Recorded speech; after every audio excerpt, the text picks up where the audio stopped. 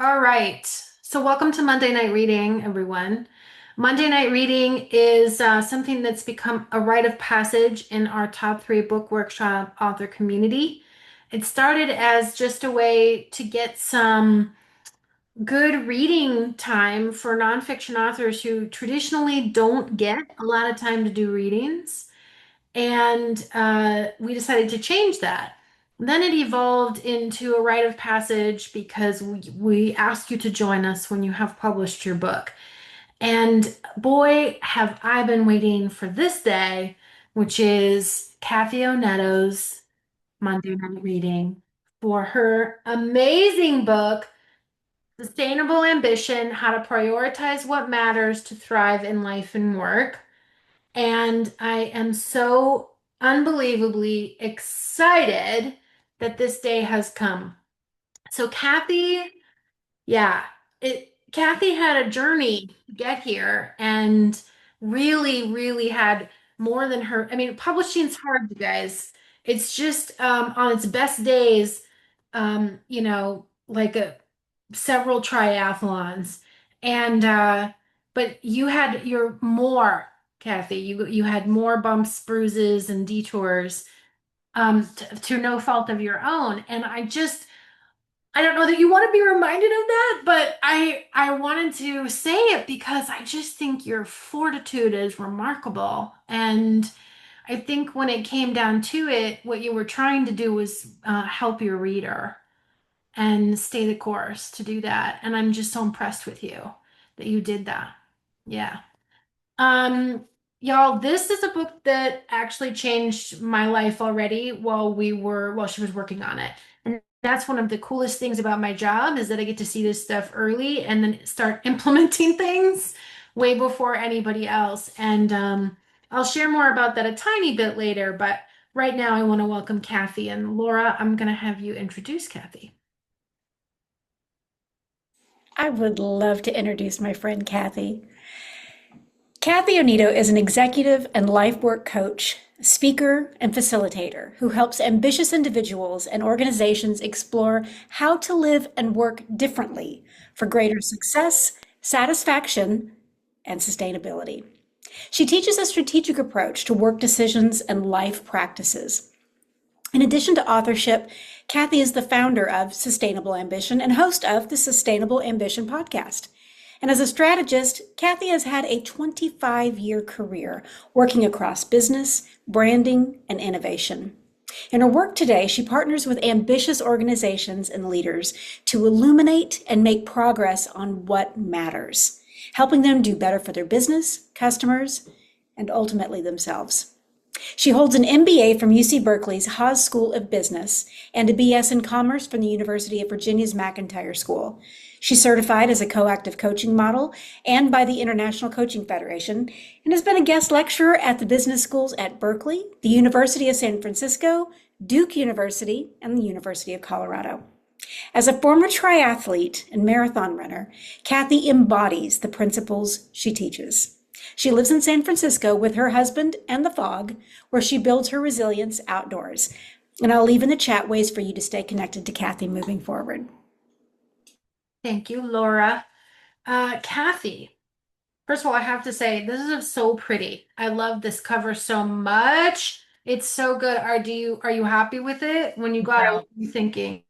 Yes, no, I'm thrilled with it. I'm very happy with it, how it turned out. Yeah. Yeah, and it's very like it's good, you know? I like the heft of it. Yeah, this is good. This is satisfying for sure. So, you know what I'm going to ask you to kick things off, right? For whom Yep. did you write this book?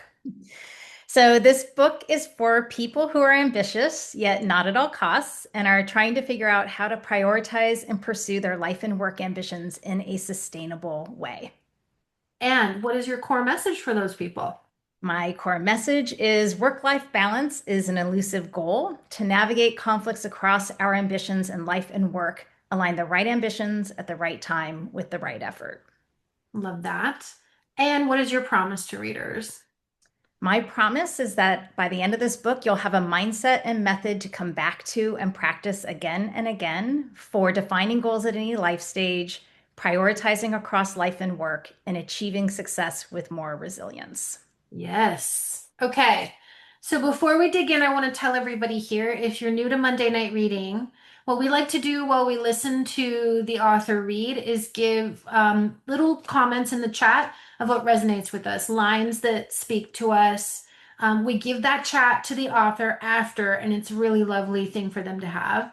So what I encourage you to do is you can see some of our regulars will lead the way, but please follow suit.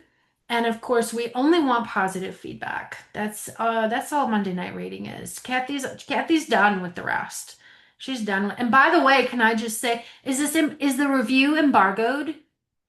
Is the The Kirkus Kir- review no, the out? Kirkus review is live. Yeah. Or can you put that in the chat? So if you don't know that Kirkus, a major, to me, the highest trade review journal there is, and I usually have a bad name when I talk about them, like a curse word when I talk about them because they're so tough, gave Kathy a stellar review. Okay, so you can all read it in the chat. Kathy, what are you going to read for us today? So I'm going to start with the introduction. I'm going to end up bookending people. Like they're going to get the introduction and going to get a little bit in the middle, but then I'm also going to end with the conclusion. So I was yeah, kind of hoping you would give us the bit of the conclusion, so I'm glad. yeah. All right, so I'm going to let you read, and then when you're ready to break, just say you're done, and then I'm going to ask you a few questions. All right? Okay. Interrupt me if I start to go too long. Okay. Okay. Introduction. It had been 11 beautiful days in the Colorado backcountry. Epic scenery, amazing vistas, a once in a lifetime crossing of the Continental Divide. I took a heavy step heading down the trail, eager to get to our endpoint for the day. Zing, my foot screamed. Oh my gosh, there it is again. What is going on? Pain shot down the front of my foot from the ball to the end of my big toe. I tried to place my foot differently, lifting my toes and shifting my weight to the outside, knowing full well doing so could lead to other physical problems. It didn't matter. The zinging continued now with every step. My friend and I had been hiking for 8 hours that day in the middle of our 3 week backpacking trip on the Colorado Trail. While it had been thrilling to challenge myself to take on this endurance hike, the foot pain made me reconsider. It was excruciating, and I lost it. My mind swirled. I smell, my feet are killing me, I packed too much, the trail has gotten ugly. What was I thinking signing up for 3 weeks out here? We still have 13 days left. What am I going to do? Grumble, grumble, pout, pout, stomp, stomp. Ow! At that moment, I was at a crossroads. Could I stay committed to this goal and see it through? Was it worth it to endure the pain carrying a 25-pound pack, all for the glory of saying I completed the trail? What trade offs was I making in doing so? Was it possible to even make a change at the halfway point, or was I locked in? Plus, at this juncture, was I still even enjoying the adventure? That evening, we also stood at a crossroads, literally, at a fork in the trail. Go left and toward hot showers? Oh, yeah, that sounds good. Go right and stay on track with our goal and on schedule so we'd finish in time. If I have us go the other way, it's going to throw us off. I don't want to screw up our chance to complete the trail. I was conflicted, but we had to decide which path to take. Hot showers or stay on track? Moments of questioning, moments of choice. Such moments can range from the small, choosing which physical path to take, to bigger life decisions we initially pursue with confidence, thinking we know what we want. Our choices seem well founded at the time, but later we can have moments of realization. A shift happens. We change. The environment changes. We and our thinking evolve. We end up asking, how did I get here? Do I still want this? Is it worth the effort and the compromises I'm making to continue with my pursuit? I've heard such questioning time and again from friends, podcast interview guests, and coaching clients. Many of you have likely had those moments when you recognized a shift, a feeling of being off, or a desire to change and wondered, or are currently wondering, what you want now or where to go next. I've experienced such moments too. I hit a point in my 40s where, despite my best efforts to be on top of my career, I took a job because I thought I should, realizing once I was in the role that it wasn't the right fit. My body rejected that ambition. But when I left, I felt lost. What now? I have put off ambitions like living abroad, not knowing how I could possibly pull them off. I've let my job take over my life and put in too many hours, working myself to exhaustion while not prioritizing enough time for important relationships. This all happened even though I started to ask questions in college about success, ambition, and navigating life and work. And then later, as I entered adult life on my own. For decades, I've been asking and searching for the answers to inquiries like these. What is success for me? Where do I want to contribute in this world? What choice will I make at this time to allow room for both my career and the life I want to lead? How can I pursue my ambitions and not destroy myself? Pondering these led me to become a coach, start the Sustainable Ambition podcast, and conduct research for this book. Many of us end up feeling unfulfilled at times, like we're not able to put time and energy into what truly matters to us, despite doing a lot across both our life and work. We can be busy and rushing around, yet feel unsatisfied, stretched thin, or depleted. This can include those of us who are ambitious but aren't just wanting to strive in our careers. We're committed to what we want for our lives too. It can be disorienting when we realize we want something more and our world shifts on us, times I call inflection points. In the discomfort, we often think we're the only ones who must feel this way. Yet it's normal and common to feel like the algorithm around life and work doesn't add up anymore, prompting us to rethink what we want and how we live our lives. As a coach working with people navigating these life and work transitions, I continue to hear such revelations.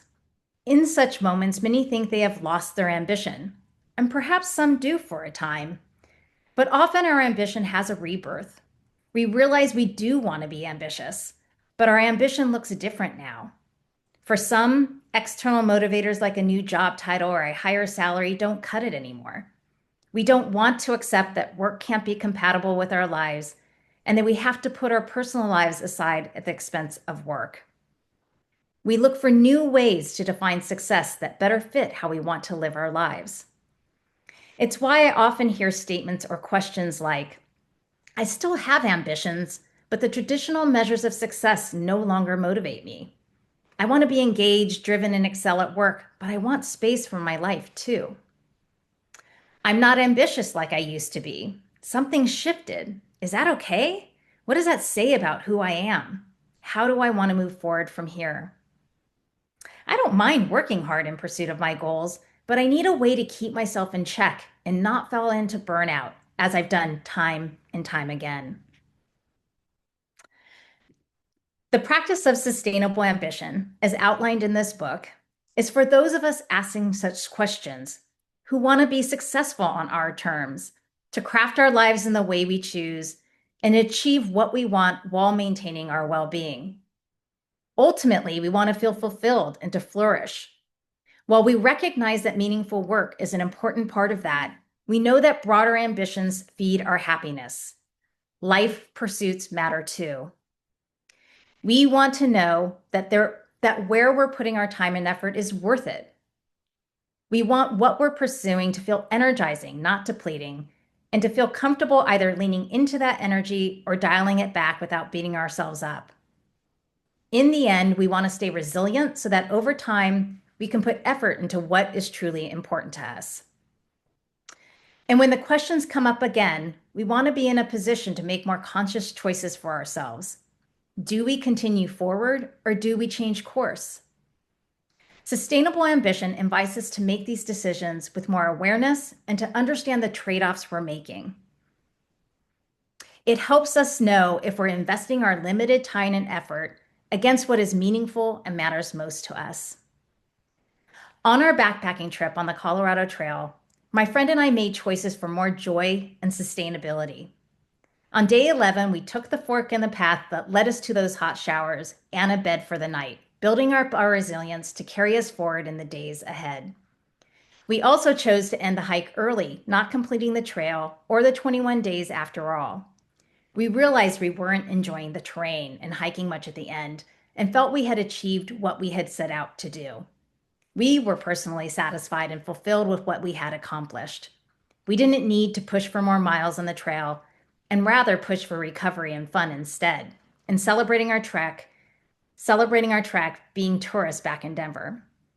You can be in a position to make such choices too. But to do so, you need a better way to make such decisions and you need to know yourself. I want to offer you a better way to achieve what you long for, to pursue and put time and energy into what you want and what matters most to you across your life and work, and to feel fulfilled without compromising your personal life or your well-being. I'm just going to read this next final paragraph, AJ, and then I'll pause. Um, the sustainable ambition method. For those of us who are ambitious about our lives and our work, we are likely to have more than we want and need to do than our finite time and energy will allow. To achieve our goals and avoid exhaustion, we need a better way to manage the tensions we feel across all our demands and to manage our limited effort, so we remain motivated, focused, and sustained. To navigate these conflicts and to pursue our goals and dreams with resilience, it helps to be more consciously ambitious and to direct our life and work ambitions wisely by aligning the right ambitions at the right time with the right effort. I'll pause. Awesome. Yay. That was a good setup. That was a good setup. I like that. Before we get into my questions, I want to remind everybody that one of the things that you can do to support Kathy tonight is to get your copy of Sustainable Ambition. When we go together and we give her a little bump on, you can get it from any retailer you like, but if you do it on Amazon, it gives it a little bump and a little help in the algorithm. If it fits your budget, we'd love for you to pick up a copy. And if you do pick up a copy, please put in the chat so Kathy can say thank you to you. Oh, look, Joey even Joey, thank you, Joey. Joey, you're such a huge supporter. Thank you so much. Just ordered Vicky. Tom said a second copy just arrived. Yeah, we got KP's got the audiobook. She's downloading it now. We'd love to see this. Tell us in the chat. I also want to point one other thing out that we are going to have another opportunity to help Kathy today. So we want you to stay till the very end. It won't cost you a penny. It'll just take about 5 minutes of your time. So we hope you'll stay till the very end. So Kathy, I wanted to ask you, in your core message, you talk about the myth of work-life balance. And I know you talk about it in the book, but for those of us who aren't used to hearing you talk about that, can you tell us why do you say work-life balance is a myth? I say it's a myth because I just think it's not an accurate term in terms of what's actually possible and what we can achieve in our life. And I think it's why everyone is so frustrated because it remains this elusive, and I say elusive, E with an E and with an I. It's just like we can't reach it. It's just, and it's a false expectation. And when our expectations aren't met, that's when we get the most frustrated. And I say it's a false expectation because I believe in just the few that I mentioned in the book. I think there's more, but that it sets this expectation that everything is always going to be in equilibrium and it's never going to change. And yet it's never in equilibrium. It also makes people think that there can be hard boundaries between life and work. And that's just not accurate because they're integrated. And especially in today's work world, it's more integrated than ever. And then finally, I also just don't love the term because it puts work first. And I actually think that really matters because I think people see the term and I really think they think, oh, I need to fit my life around my work, not the other Yes. way around. Yeah, that is a mind blowing right there. The word that puts work first. Yes, when it should be the other way around. I love that, Kathy. So, if guys didn't catch it, Kathy has an incredible way of looking at this and figuring it out, which is right ambition. And you go into a lot of, you help people figure this out because sometimes our ambitions are, we think they're ours, but maybe they're borrowed or they were passed down um or they just don't belong to us anymore, right? And then right time, maybe it's just not the best time. I certainly related to that with certain ambitions I put aside when I had a son. And now that son is grown and out of the house and different ambitions come up. So I get the right time, but I gotta say, you really blew my mind in workshop when you told me there's this third component, which is right effort. And I don't think I ever thought about it. Hmm. And I think that's where I usually would go left, not really looking at a potential goal or ambition realistically about the trade-off. What is the right effort? And that just changed everything for me because it helped me make decisions about what things I maybe needed to put on the back burner and if something was really worth it. So was that your intention with adding that component? I'll admit, so this has always been a process of learning along the way. And I'm also a very logical mind, I'll admit. And so when I started exploring sustainable ambition and started to unpack, because I will say I've been working on all of this, over time through different lenses. And then with my husband, Jess Wilson, came up with this term sustainable ambition. And now all of a sudden, these concepts were coming into this framework. And so I'll admit, I simply looked at what is the definition of ambition. And ambition is like having a goal that you pursue with a lot of intensity, roughly, right? And so, there was always this component of like, well, what am I pursuing? And like, what's my level of effort and intensity I'm putting against it? And so for me, the right time was the interesting component from a life and work perspective. Like, what is this? Is the timing right? But I do think you're right that the effort side of it, because I think oftentimes with goals, people don't think about, they assume, again, especially if it's an ambition, oh, I'm supposed to just go hard at this. And yet, I write about it in the book, like athletes and this training practice called periodization, where you go hard, but then you rest, right? And that like intensity and recovery is really important to actually perform at your best. But also the question, I have a story in the book where I say I read the book How Good Do You Want to Be by, of course, I'm going to forget his name right now. But that reading that book really, there's a page that I call the Napoleon page because it asks like, well, how good do you want to be at something? And it goes, quite good, good, very good, the best in your field, the best in the world, which is Napoleon. Of course, like Napoleon has his demise. Thank you, AJ, for helping me catch like how I was going to present that in the book. But that representation really made me pause and both ask like, am I asking myself how ambitious I want to be about certain things? And then to also just accept like, oh, it is really okay if I say I'm good at something. I don't have to be the best in the world. Honestly, I don't think I'm the best in the world at anything, and that's just fine. So that's where that kind of came in. Yeah, that's so important because uh yeah, and that ties to the right ambition and how you think about it. Yeah. Oh, it's so interconnected. Anyway, it really, really helped me, but it makes me also wonder about your book journey because I don't think you expected when you were sitting down to decide I'm going to pursue this ambition of writing a book. I don't think the right effort component, I think you were surprised at how much effort it really ended up being. Would you say it was triple, quadruple, 10 times, 20 times? What do you think? Know if I could put a word to it. I was sharing this weekend at an event that I've often jumped into ambitions in my life, not really knowing how hard they were going to be, and this was no different.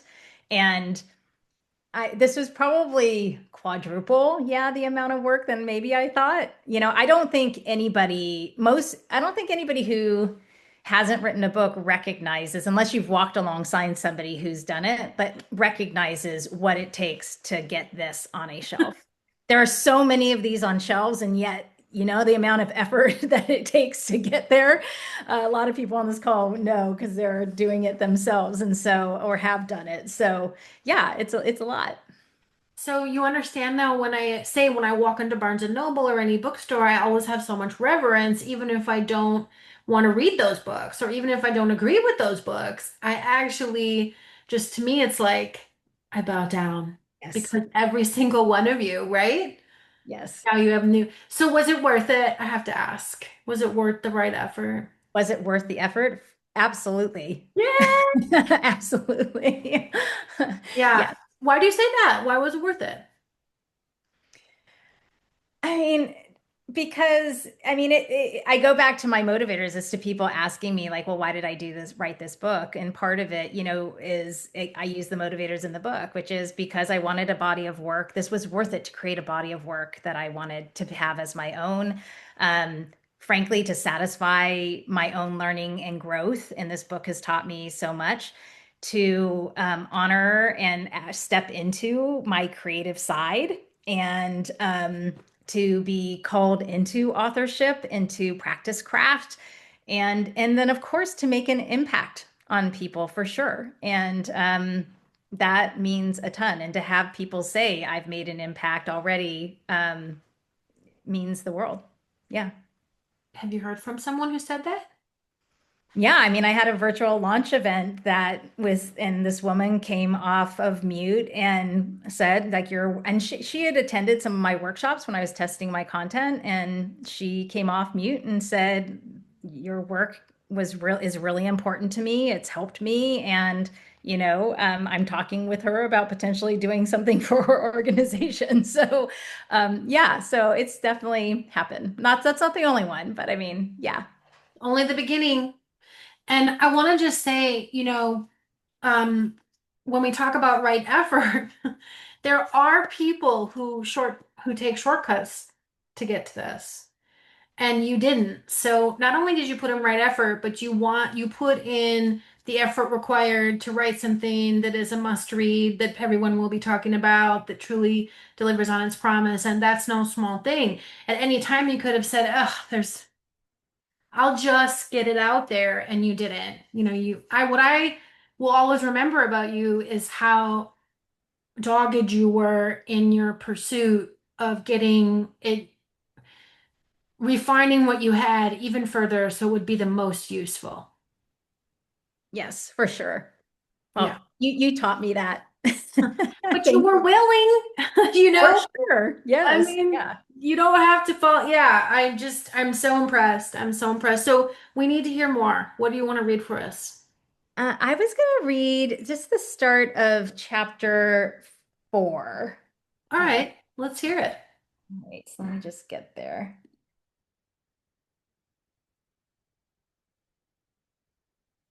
Okay, so this chapter is Make Your Ambitions Yours. In 2023, I saw a revival of Merrily We Roll Along in New York City. I didn't know anything about the play before I saw it, so it surprised me to find the themes of success and ambition central to the plot, themes that have plagued us since long before the play's creation.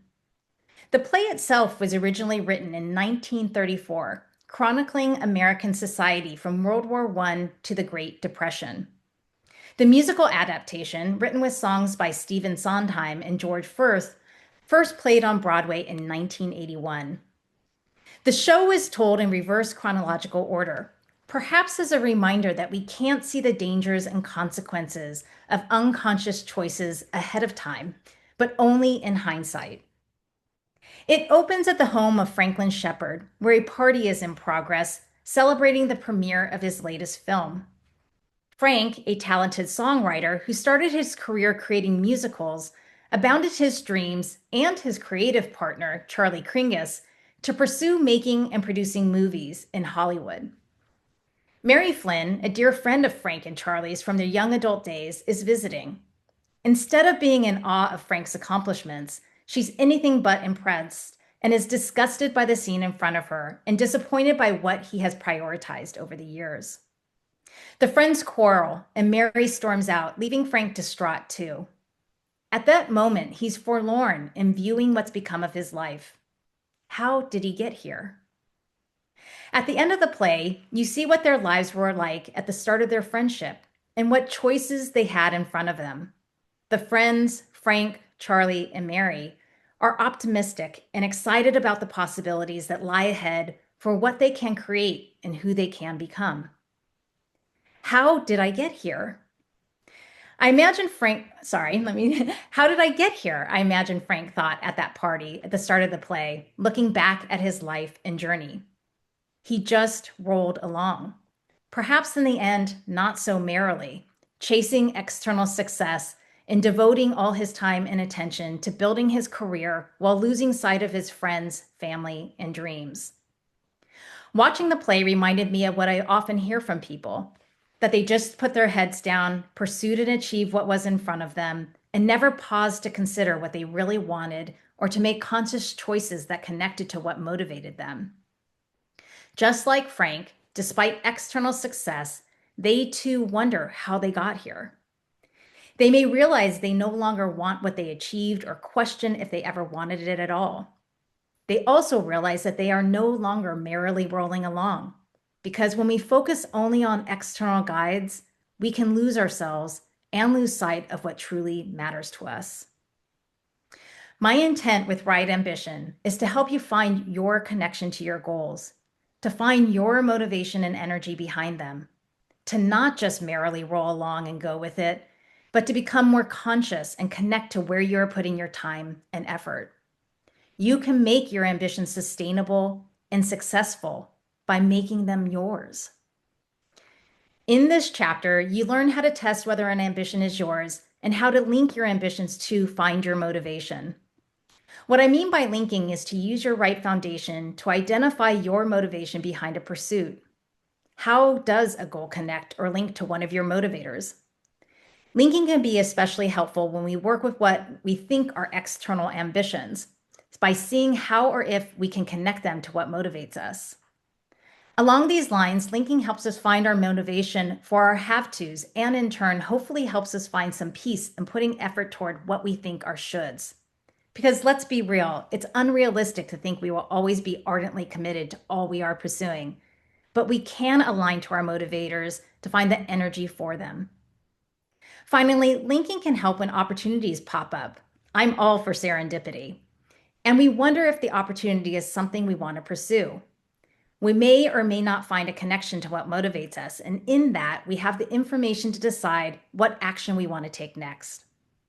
The exercises I offer here do as intended for many people, help them find their motivation and create meaning behind their goals. My coaching clients and workshop participants have found that the exercises have helped them get unstuck, find direction, get more clarity, and recommit. The final thing you'll do is create your own success metrics for your ambitions, a critical way to create your personal reward and define success on your own terms. Eva Dienel from the previous chapter, who was ambitious until 3 o'clock, championed this idea of personal success metrics, saying, "When I quit my job, I said, I want to run as many miles a week as I work. I want to spend more nights camping outside. Those were going to be my measures of success for my life." My hope is to provide you with a roadmap to take responsibility and claim ambition and success as your own, perhaps shifting where you are putting your attention. Let's make sure you are putting your effort against the right ambitions for you now.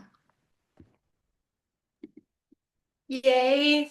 Both Olivia and I were so excited about Here Merrily We Roll Along because we heard you work that in live edit. And then you also shared one of our mutual favorite lines, which is ambitious until 3 o'clock. I love that line. So good. Um, so first of all, I have to say something about the exercises. Kathy had so many exercises in the book.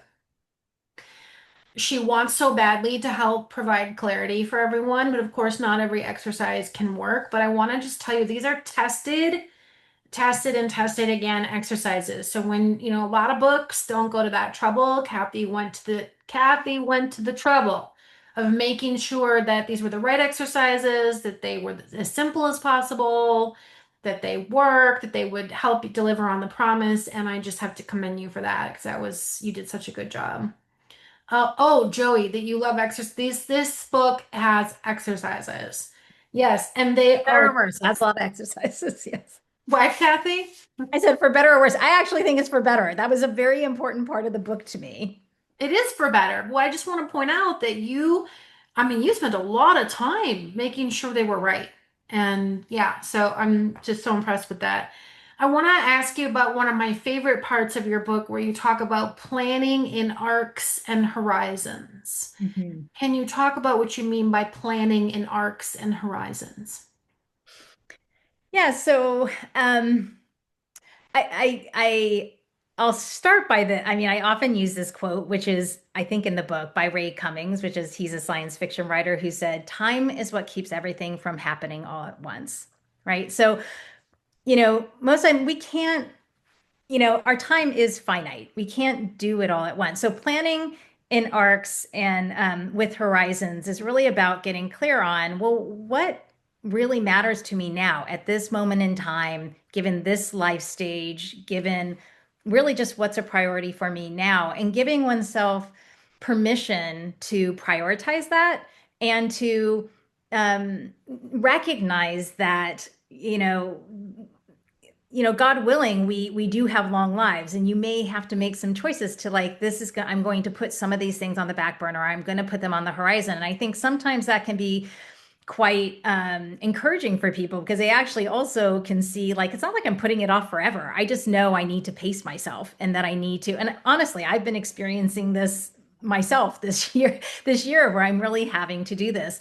I also think about it in this, and I write about this in the book, is kind of thinking about it. And I'm not the only one that talks about this, but like as seasons or periods of one's life too. I'm feeling this right now quite a bit at this stage with the book. And I think about it as like similar to artists with artistic periods, like Pablo Picasso had his blue period, or Georgia O'Keeffe, who might have had, she had different stages in her career and life where she was always artistic, but the way that got expressed was different. And so I think it is an invitation too for people to be able to see that ambition can shift over time. And I think for a lot of people who are ambitious, and the way we think about it in culture is that we think about it as one note, as opposed to the fact that it does have these stages and that it can go up and down, or that it will evolve over time. So well said. I love that, Giorgio. Yes, I love that thinking about it as different periods. I want to do a shout out to Deborah who ordered the book, Tracy. I'm gonna forget everybody. Joey, I think I already thanked Joey. A number of you purchased the book, and if I missed you, I'm sorry. The chat's been going. Trevor just ordered. Thank you so much, Trevor. This is a huge support. Oh, look at the picture. I love the pictures. I love this feature in Zoom now. Okay, awesome.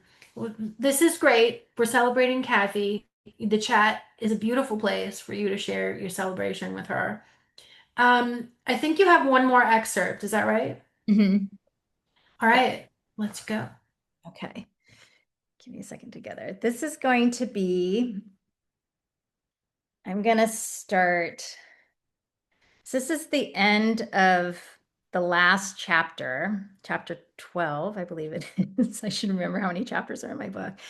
And I'm starting here because I personally am proud of myself and like this connection between the end of this chapter and going into the conclusion. So this is the end of the last chapter, and then I'm going to read the conclusion. Many of you know I'm a big West Wing fan, so this chapter actually starts by referencing the West Wing, and then this is coming back to the end of the chapter, and it's also referencing the West Wing. And it's the title of the section is called What's Next? What's next is a signature phrase of President Bartlet in the West Wing and becomes a mantra throughout the series. As a candidate, Bartlet introduces the phrase to his newest staff. When I ask what's next, it means I'm ready to move on to other things. So what's next? As you move through life and work inflection points, ask yourself this question too. We are constantly in a state of becoming. We'll set off in a direction and realize we need to make a shift. We push into a new ambition with trepidation and grow into it over time, finding our courage. And we can lean on our community along the way, just as President Bartlet did to win the first election and make it through his second term. What's next?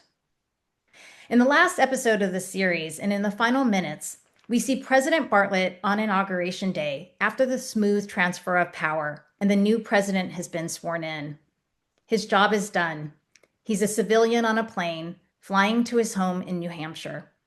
He's contemplative, looking out to a beautiful blue sky and sunset on the horizon as the plane makes a turn. "What are you thinking about?" Abby asks. Bartlett replies, "Tomorrow." You are in charge of your ambitions, success, and sustainability now. What's next for you? What ambitions do you hold? Who do you want to become tomorrow? Conclusion. Choose what's possible beyond what's next. A clear, blue, brilliant sky. A flock of small birds flying. This card is calling you forth. The tarot card reader revealed the last card after having laid them all out in front of me on a table and turned them over one by one to describe the meeting. I was at a close friend's first book launch party at a local bookstore, and given the book's paranormal genre, she had a tarot card reader to offer readings as a fun activity for guests. This final card caught my attention more than the others.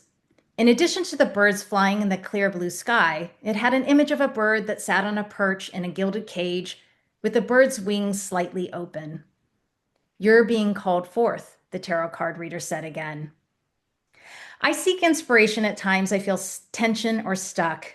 It doesn't matter if I truly believe in the method or not.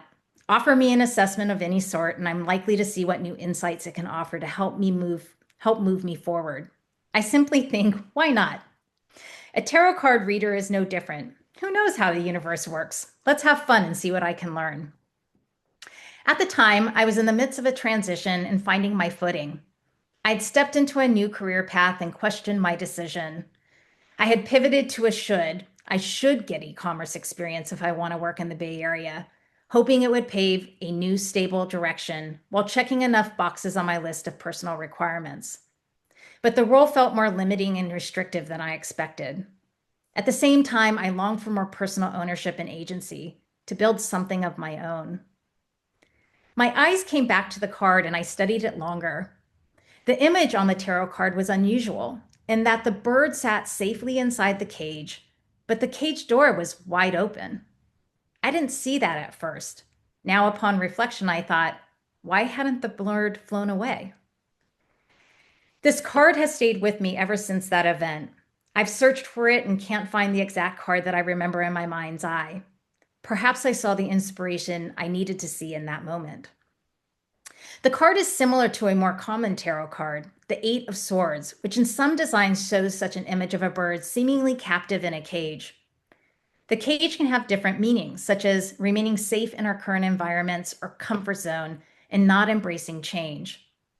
We may think that we are constrained and restricted, but we aren't, and instead put in place self-imposed barriers. Birds on cards tend to represent freedom, potential, transitions, and new directions in life. The open cage door suggests that it's time for us to get past our limitations, have courage, and take flight. We are free to explore new possibilities, pursue our hopes and dreams, and fully embrace our potential and who we want to become. I was being called forth. But what mindsets and beliefs held me back? What fears kept me from stepping forward? Who did I want to become? Could I allow myself to take the leap? As tarot card readings are contextual, I chose the meaning of that card to be that I shouldn't feel confined by traditional norms of crafting what was next for my career. I was scared to leave a well-paying, stable job, but I took the leap and quit. I stepped in self-employment and consulting and explored starting a business with a partner. I allowed myself to step into my desire to build a body of work of my own and have more personal ownership.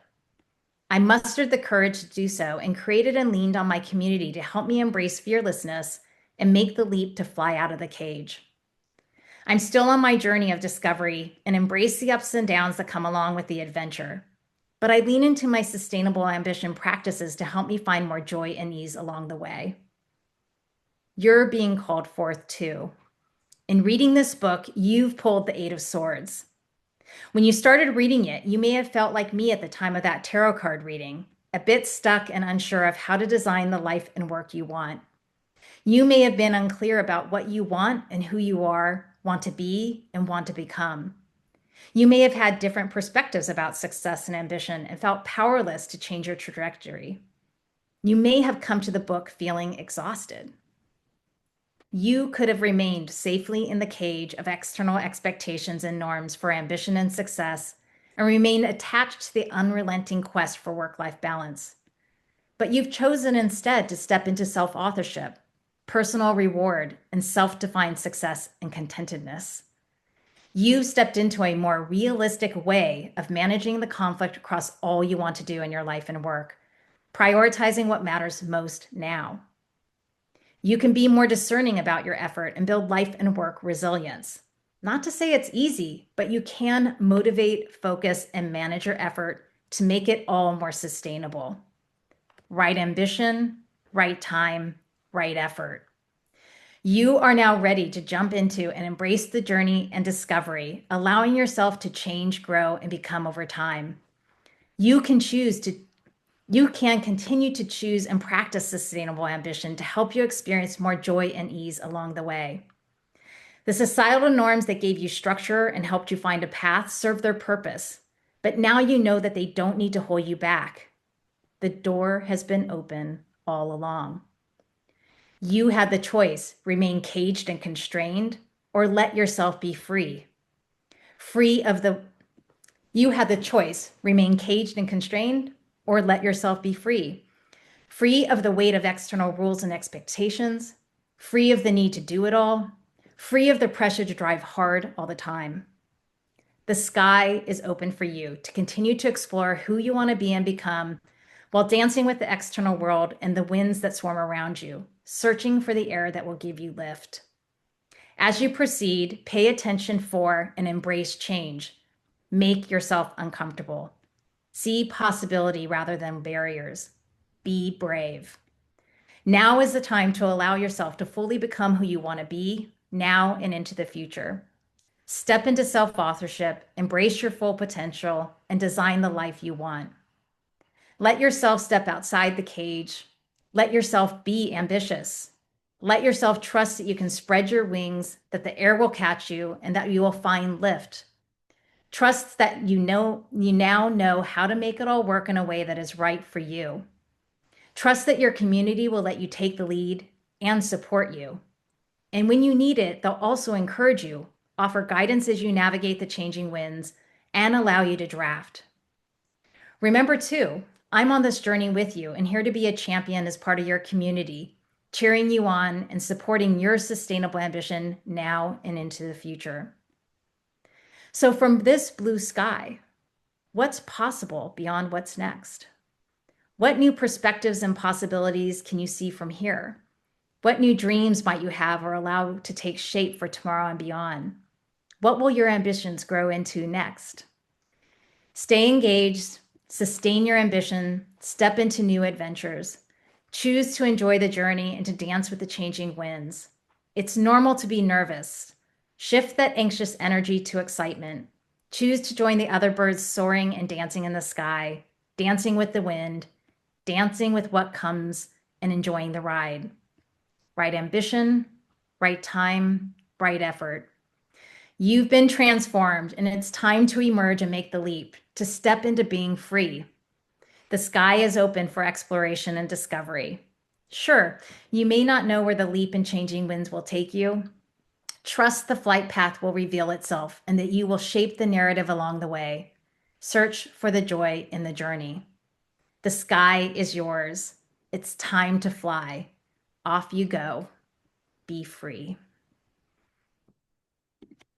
I love it.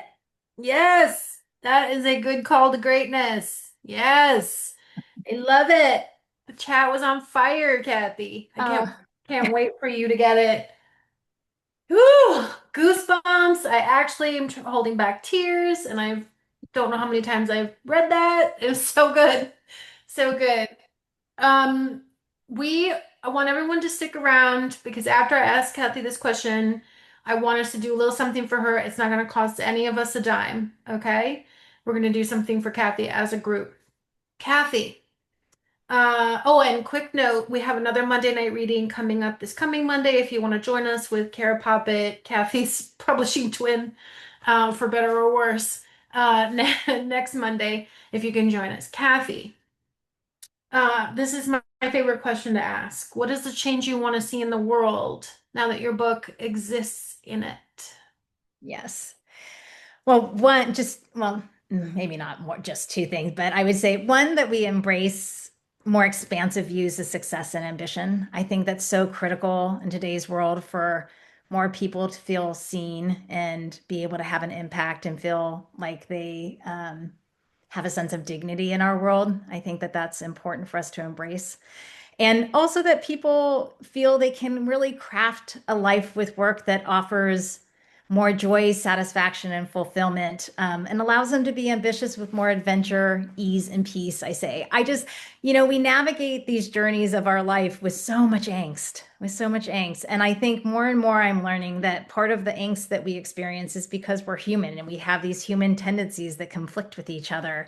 And I just hope that we can embrace the challenge with giving ourselves a little bit more grace and generosity and allow ourselves to really step into more joy, peace, and ease in living our lives. I love that. Kathy, you can stick around if you want. I think you know what we're about to do, or you can sign off. Thank you so much, Kathy. We're so proud of you. Words cannot describe how proud we are of you and how honored we are to be part of your journey. Everyone, here's what we're going to do.